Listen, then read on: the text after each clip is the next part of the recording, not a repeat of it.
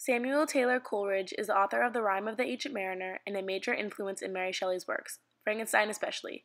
He was a family friend of Mary's father and would frequently visit the house. Mary would hear him recite his rhyme in her living room, and she would attentively listen behind her sofa. Coleridge's Rime of the Ancient Mariner is essentially about a man who stops a wedding guest from entering the celebration and tells him his story. One day the ancient mariner set sail with 200 other shipmates. The sky was sunny and clear to begin with, but soon a terrible storm hit. They were knocked off into a rime, but out of the mist an albatross appeared. As long as they fed the albatross, it flew near them, and the sky was sunny and clear again. However, one day the ancient mariner shot and killed the albatross on instinct, and the wind disappeared, causing the ship to stand still. The sun started to beat down harder on the ship, and all of the shipmates became dehydrated.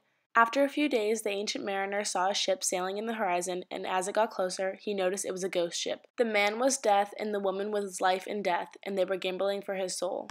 Life and Death won the mariner, while Death collected all the other souls. The ancient mariner was then cursed by the eyes of his shipmates.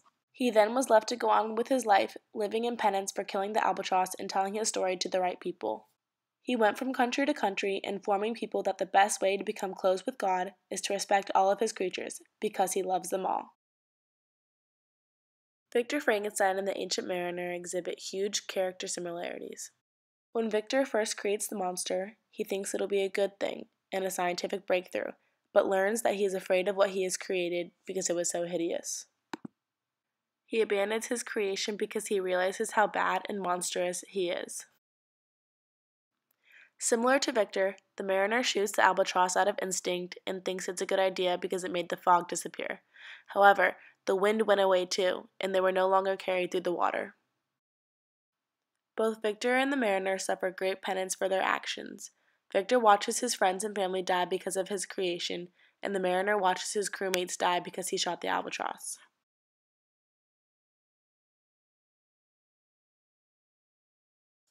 This poem is noticeably important in Walton's second letter to his sister.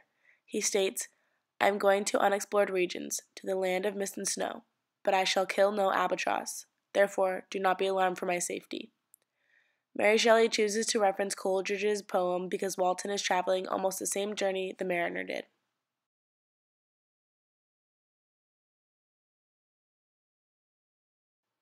Lack of foresight is a running theme because neither Victor or the mariner consciously thought about their actions when performing them, and as a result, we see their characters and everyone around them downfall.